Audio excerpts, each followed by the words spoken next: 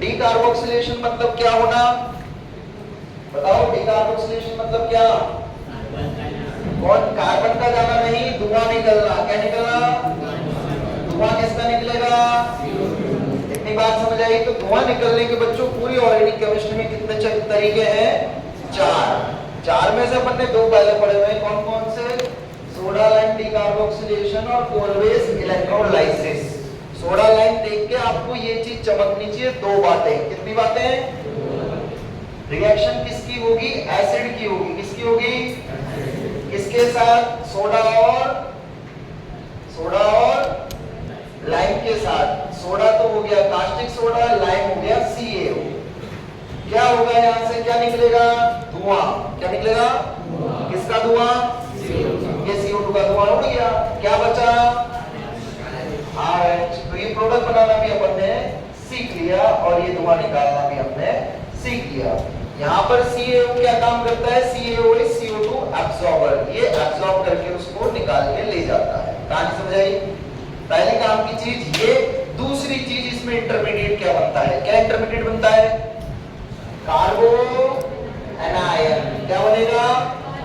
तो जो भी कार्बोक्सिलिक ग्रुप है जहां भी लगा हुआ है उसको हटा दो। क्या करो? उसको हटा दोगे तो बताओ यहां से कार्बन आयन क्या बन रहा है?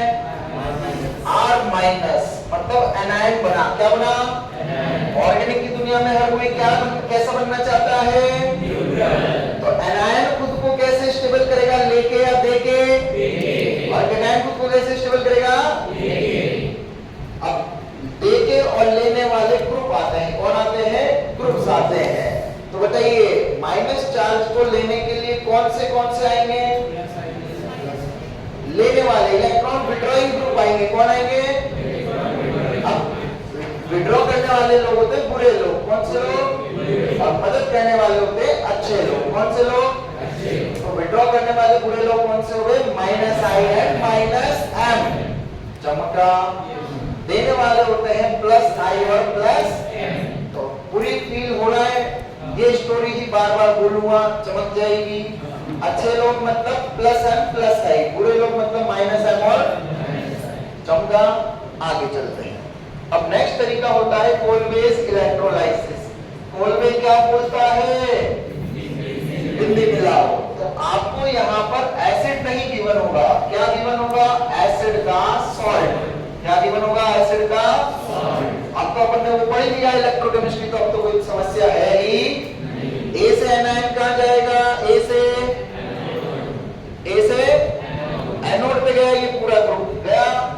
बताओ कितने प्रोडक्ट मिलेंगे? बोलो क्या निकलेगा? धुआं। किसका? CO2 गैस कहां निकली? एनोड पे या कैथोड पे? और साथ में क्या प्रोडक्ट मिला? आर की बिंदी।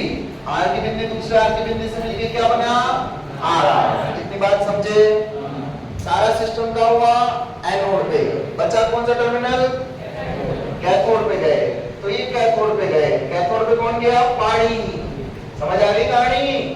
कौन सा धुआं निकलेगा पानी से? कौन सा आयन बच गया? तो बच्चों दूसरा धुआं कहां निकलता है? कैथोड पे। कहां निकलता है? pH बढ़ेगा या घटेगा? क्योंकि कौन सा आयन मिला? OH-। इसके अलावा तुमसे कोई कुछ नहीं पूछेगा कोलवेज इलेक्ट्रोलाइसिस से। बात समझ आई? प्रोडक्ट भी बनाना आ गया। कौन से टर्मिनल पे बन रहे हैं वो भी याद हो गया। कितने धुएं निकले? CO2 और CO2 दिमाग ही नहीं लगाना क्योंकि वो आयन के साथ चिपक के जा रहा है तो वही निकलेगा। हाँ या ना? इन दोनों को अभी छोड़ दीजिए, मैं नेक्स्ट क्लास में आपको पढ़ाऊंगा जब आपको रिवाइज कराऊंगा। समझ गए? हाँ, पर एक चीज याद रखना। क्या? एक है जैम डाइकार्बोक्सिलिक। अच्छा, जैम और विसिनल आपको आता है? Geminal vicinal. जैम मतलब सेम कार्बन से दोनों ग्रुप, विसिनल मतलब आजू बाजू। किसी को दिक्कत है याद करने में? ट्रिक बताऊं? ब्रेड में जैम का लगता है? बोलो ना। तो ये जैम लग गया ना बीच में? आया ना? ये 2 ब्रेड हो गई, उनके बीच में जैम लग गया। तो जैमिनल कैसा हो गया? फील हो गया। एक कार्बन से 2 ग्रुप अटैच। कोई दिक्कत? तो बताओ जैमिनल डाइकार्बोक्सिलिक होंगे। कितने डाइकार्बोक्सिलिक होंगे? बोलो। जैमिनल मतलब सेम कार्बन सेट है, दो कार्बोक्सिलिक ग्रुप, इतना फील हो रहा है? तो ध्यान रखना, जेमिनल में ये लाइन याद रखना, जेमिनल में कितने का धुआं निकलता है? एक का। कितने का? एक का। तो जुगाड़ के तौर पर अपन यहाँ लिख लेते हैं, आप भी लिख लीजिए।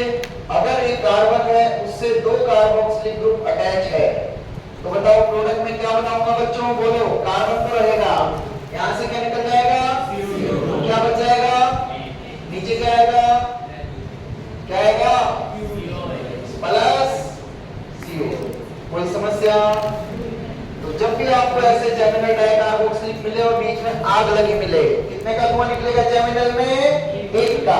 रख लो, जेम डाइकार्बोक्सिलिक में कितने का धुआं निकलेगा? एक का। All clear? एक निकल गया, एक बच गया। भाई लोगों, सबको पढ़ना है, आप फील करना चीजें, आप समझिए। बहुत इजी तरीके से आपको मैं याद भी करा रहा हूं। अगर आप लोग चाहते हैं कि सर नहीं ऐसे नहीं, आप तो वैसे ही ऑर्गेनिक पढ़ाओ जैसे पढ़ाते हैं, तो मैं वैसे भी पढ़ा सकता हूं, पर उसमें आपको मजा आएगा क्या? नहीं, मजा मतलब चीजें याद होगी क्या?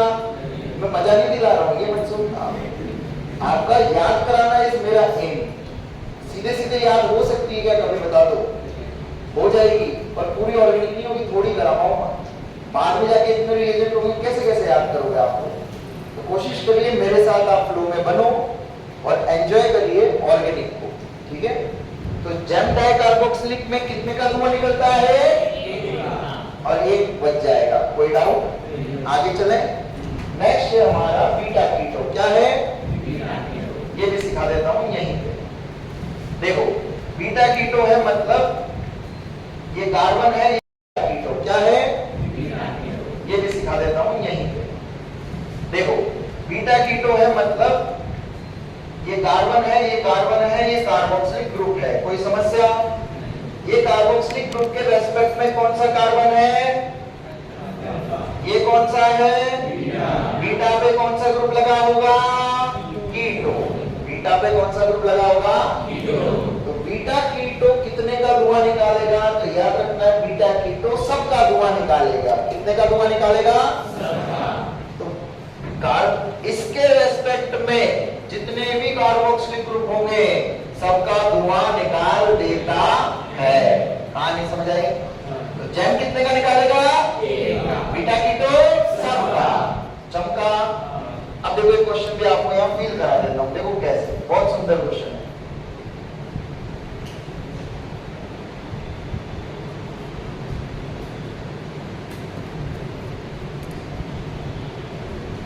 ध्यान रखना, COOH के रेस्पेक्ट में बीटा पोजीशन ढूंढते हैं। कोई डाउट? देखिए, बताओ ये कौन से डाइकार्बोक्सिलिक दिख रहे हैं? बोलो। जेमिनल। कैसे दिख रहे हैं? अरे चमका। तो कितने का धुआं निकलेगा? निकल गया। कितने का धुआं निकलेगा? निकल गया। कितने का धुआं निकलेगा? निकल गया। और कुछ कंडीशन दिख रही है क्या? क्या? Beta keto. क्या दिख रहा है? ये कौन सा कार्बन? ये। क्या ये इसका धुआं निकाल देगा क्या? क्या ये इसका धुआं निकाल देगा क्या? बोलो आंसर क्या आया? ये। चमका। कोई डाउट? All clear? ये एग्जांपल बाद में लिखवा दूंगा मैं, अभी इधर आइए आगे। अभी इधर देखो, बस समझो, बस इतने हिंट लिख लीजिए। जेमिनल में कितने का धुआं निकलता है? एक का। जेमिनल में एक का धुआं निकलेगा, बीटा कीटो में सबका निकलेगा। वही लिखो, वही हिंट दे, हिंट वही लिखिए। रिएक्शंस में आपको प्रॉपर लिखवाऊंगा नेक्स्ट क्लास में, जो चीज बची हुई उसको प्रॉपर लिखिए। अभी हिंट लिखिए बस। जेमिनल में एक का धुआं निकलेगा, एक कार्बोक्सिलिक ग्रुप का धुआं निकलेगा, और बीटा कीटो में जितने भी कार्बोक्सिलिक होंगे सबका निकल जाएगा। बीटा कीटो में सबका निकलेगा धुआं। All clear? कोई डाउट? बंद करना वीडियो। अब हम क्या करने वाले हैं बच्चों? हाइड्रोकार्बन बनाने वाले हैं। क्या बनाने वाले हैं? किससे? अल्काइल मतलब होता है आर ग्रुप। कौन सा ग्रुप? और हैलाइड मतलब होता है हैलोजन ग्रुप। तो RH टाइप के कंपाउंड हमें मिलने वाले हैं। कहानी सबको समझ आई? इधर आइए, सबसे पहले है वुड्स रिएक्शन। कौन सी रिएक्शन? Wurtz reaction. वुड्स का रिएजेंट बोलो क्या है? Sodium in dry ether. Sodium in metal का काम क्या है? इलेक्ट्रॉन देना या लेना? बोलो ना, देना। तो मैकेनिज्म फील हुआ कि इसमें ऐसा कुछ हो रहा होगा, सोडियम अपना इलेक्ट्रॉन दे रहा होगा। अब वो हो रहा होगा तो हो रहा होगा, आगे सुनिए। वुड्स का भी सेम ही सिनेरियो है। कौन सा मैकेनिज्म से करेगा? बिंदी से बिंदी मिलाओ। क्या करना है? तो अपने पास क्या है? RX। RX लिख दिया है। बताओ कौन सी बिंदी बनेगी? R की बिंदी। किससे मिलेगी? क्या बनेगा? बनेगा नहीं बनेगा? अरे 2R नहीं, RR बनेगा। क्या बनेगा? कोई डाउट? चमका? कैसा है ये? सिमेट्रिकल। कैसा है? जब इसको काटोगे तो हमें बताओ कितने भी R जोड़ो हमेशा इवन कार्बन मिलेंगे या नहीं मिलेंगे? Common sense. ऑड नंबर का सम भी इवन ही आता है, इवन का सम भी। तो 2 का C प्लस C कितने C? और CC प्लस CC कितने C? आएगा तो इवन ही ना। तो हमेशा कैसा बनेगा? जब भी आप इसको बीच में तलवार से काटोगे कैसा मिलेगा? सिमेट्रिकल। कैसा मिलेगा? सिमेट्रिकल अल्केन मिलेगा। बात समझ आई सभी को? वुड्स रिएक्शन चमकी। नेक्स्ट आता है फ्रैंकलिन। फ्रैंकलिन का रिएजेंट क्या देगा किसी को? मैं याद करा देता हूं। RZNX। क्या है? RZNX चमकता है। कभी भी मेटल के साथ तो मेटल पे कौन सा चार्ज आएगा? तो R पे। अरे R माइनस क्या बन गया? न्यूक्लियोफाइल। क्या बन गया? बताओ न्यूक्लियोफाइल। एक चीज आज के बाद ध्यान रखना, आपको 2 तरीके के न्यूक्लियोफाइल मिलते हैं, एक R पे नेगेटिव चार्ज और एक R पे लोन पेयर। बताओ आपको क्या फील होता है? इन दोनों में से स्ट्रॉन्ग कौन सा होगा? क्यों? क्योंकि ऑर्गेनिक की दुनिया में हर कोई क्या बनना चाहता है? तो ये दोनों रेस में दौड़ रहे थे, कौन रेस जीतेगा? फील हो रहा है? तो बताओ ये कैसा न्यूक्लियोफाइल मिला हमको बच्चों? स्ट्रॉन्ग। कैसा मिला? तो स्ट्रॉन्ग न्यूक्लियोफाइल पीछे से लात मारेगा किसके? कोई डाउट? ये पीछे से जब लात मारेगा तो यहां से कौन जाएगी? क्या बन जाएगा? RR'। फील हो रहा है? चमक रहा है? तो ये तरीका है अपना क्या बनाने का?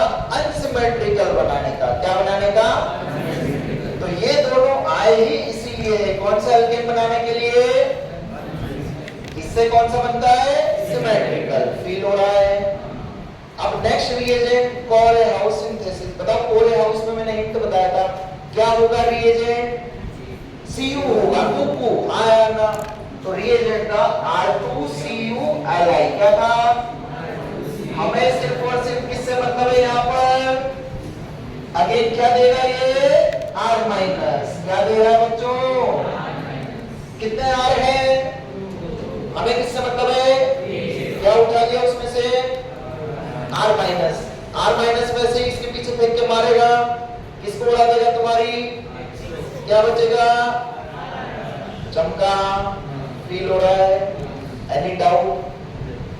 तो कभी भी ध्यान रखना, मेटल के साथ अल्काइल ग्रुप होगा, एक R माइनस को उठा के काम में ले लीजिए। समझ गए?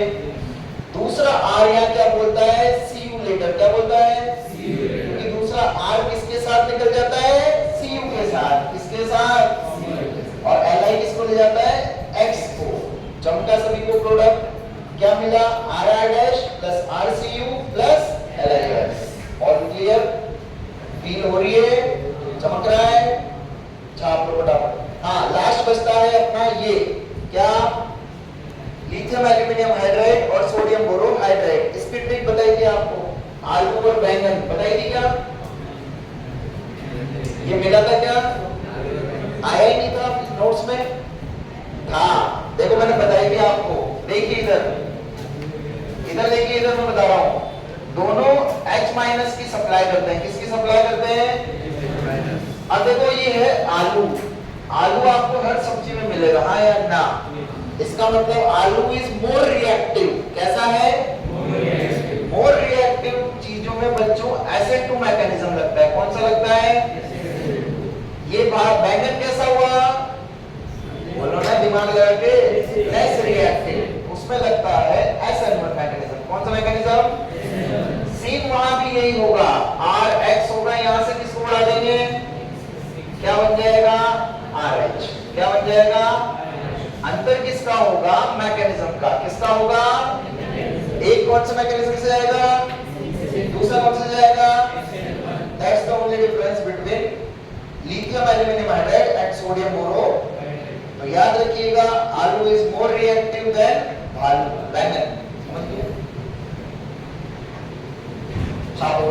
प्रिपरेशन खत्म हो जाएगी, उसके बाद केमिकल रिएक्शन शुरू होगी। तो सबसे पहले केमिकल रिएक्शन किसकी है?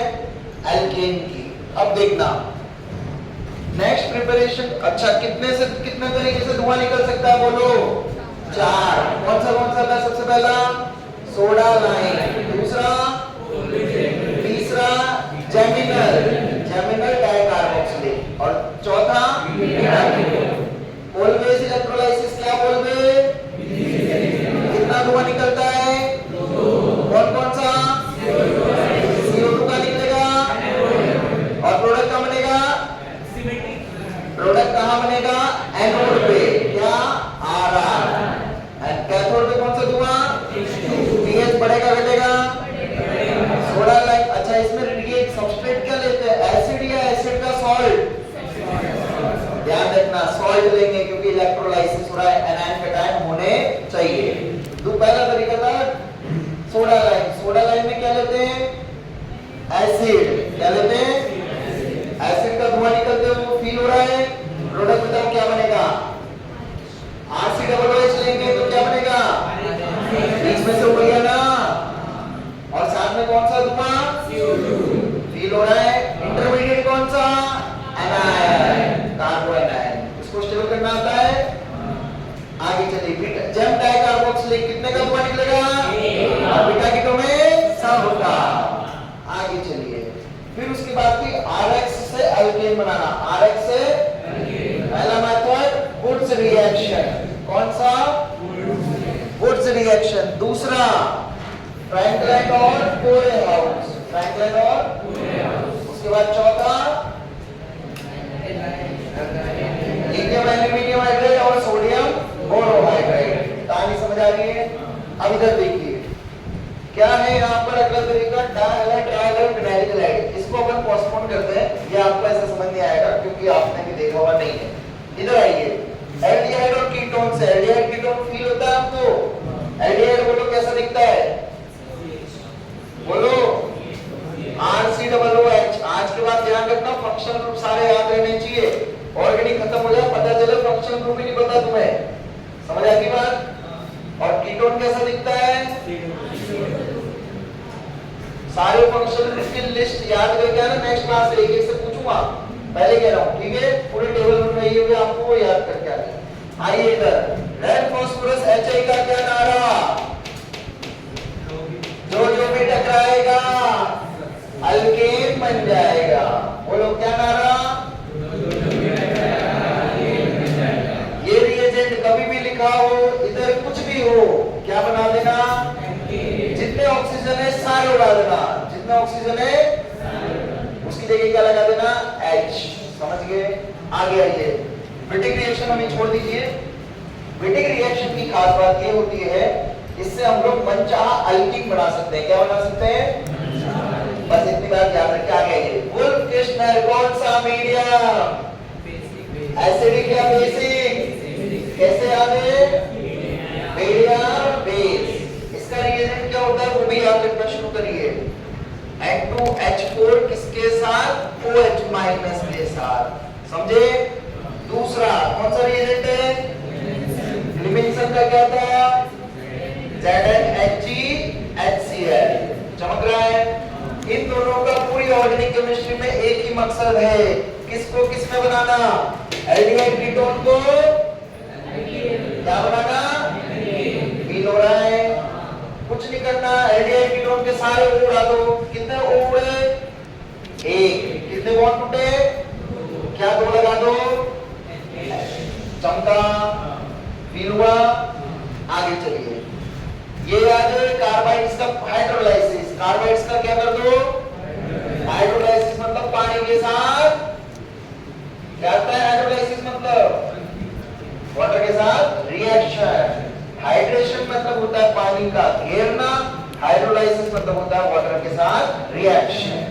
इसमें मैंने आपको एक ट्रिक बताई थी एबीसी, किसी को याद है, एल्युमिनियम, बेरिलियम, इनके साथ हमेशा मिलेगा मीथेन CH4, कैल्शियम के साथ मिलेगा इथाइन, मैग्नीशियम के साथ मिलेगा प्रोपाइन। ये रिएक्शन आपके नोट्स में है, आपको समझ याद आ जाएगी। अब इधर आइए, फिर अपन ने देखा था फ्री रेडिकल कैसे कैसे रिएक्शन करते हैं, दो तरीके से, याद है, एक कॉम्बिनेशन और दूसरा डिसप्रपोर्शनेशन। कॉम्बिनेशन और अगर 1 डिग्री 2 डिग्री फ्री रेडिकल है तो क्या करते हैं, और 3 डिग्री वाला मतलब बल्कि है तो कभी कॉम्बिनेशन, तो क्या करेगा, खुद ही का ऑक्सीडेशन और खुद ही का, याद आ रहा है, तो एक प्रोडक्ट अल्कीन बनेगा और एक अल्केन बनेगा। All clear? इधर आइए, वो अच्छा, अल्केन के पास ना खोने को कुछ है ना पाने को कुछ है, तो अल्केन का कार्बन बोलता है भाई हाइड्रोजन जिस रास्ते आया था उसी रास्ते चला जा, तो हाइड्रोजन क्या लेके आया था, बिंदी, तो ये बिंदी लेके वापस चला जाता है, तो कार्बन पे क्या बच गई, बिंदी। अरे चमक रहा है, तो इसीलिए कौन सा मैकेनिज्म फॉलो होगा, तो अल्केन हमेशा कौन सा मैकेनिज्म फॉलो करेंगे, फ्री रेडिकल सब्स्टिट्यूशन। किसका सब्स्टिट्यूशन करा, H का, किसका करा, और ये नए लोग आ रहे हैं उनको चिपकाएंगे, उनके साथ बॉन्ड बनाएंगे। सभी को बात समझ आ गई? तो बताओ, जब कार्बन फ्री रेडिकल है तो सामने से आने वाला भी क्या आएगा, पहला देखिए फोटो हैलोजिनेशन, कुछ याद आ रहा है, 3 स्टेप में होता है, chain initiation, chain propagation, chain initiation में X2 आता है, कौन आता है, तो X2 पे कौन सी क्या बढ़ती है, रोशनी की किरण, क्या मिले बनेगा, X फ्री, ये X फ्री रेडिकल घूमते घूमते घूमते शहर में पहुंच गया ना, या ना, वो स्टेप कहलाएगी चेन प्रोपगेशन।